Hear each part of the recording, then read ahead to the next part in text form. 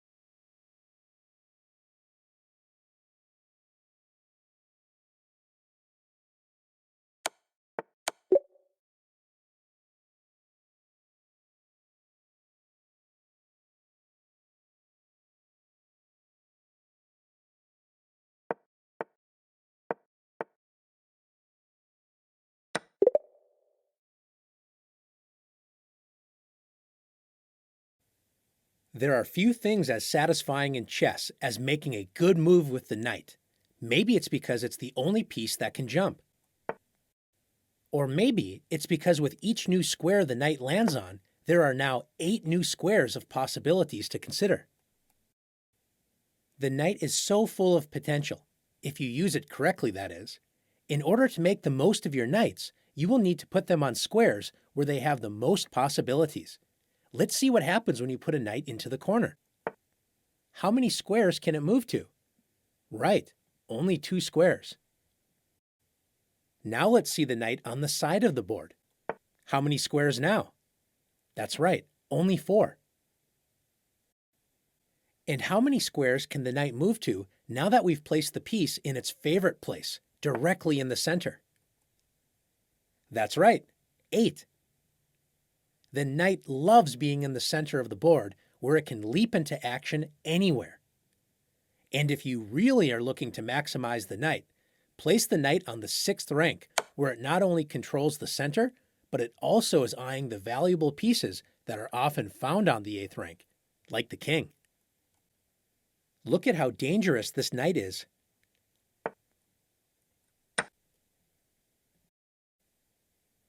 Knights also work really well when used together with the queen. Together, they cover all of the potential black king moves. Just look at this checkmating duo. One final point about the knight is this. The knight is usually the best blockader of an advanced enemy pawn. Rooks hate getting stuck in front of pawns, and bishops aren't that much better, but knights feel right at home blocking pawns. Now it's your turn to see if you know how to activate your knights.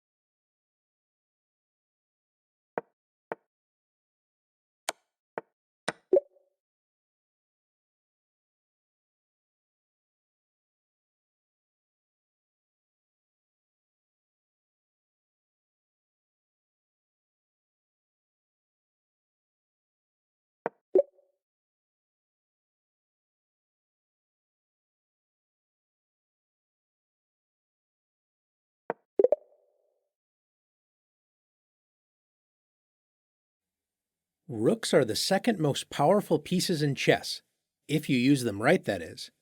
At the beginning of the game, the rooks are on the most useless squares. But once you get to the right spot, the rooks are very useful. One place rooks like to be is on open files.